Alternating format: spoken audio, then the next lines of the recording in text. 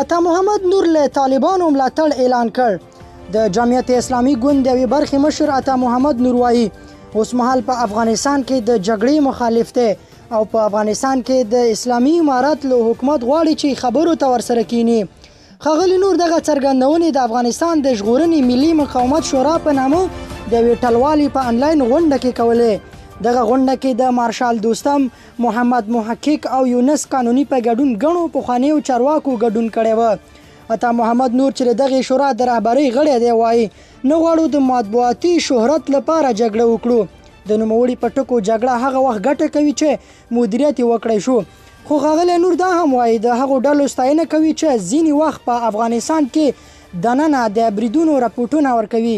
نوموړي په خپلو څرګندونو کې پر امریکا هم توندې نیوکې وکړې چې د ده په وینا له طالبانو سره په خبرو کې صادقه نه ده. هغه امریکا تورنه کړه چې له طالبانو له حکومت سره په ښکیلتیا کې دروغ وایي.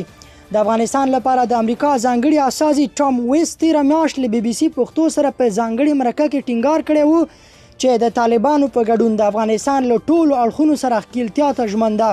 خو ویلي په افغانستان کې د طالبانو حکومت پر ضد د چا پوځي ملاتړ نه کوي.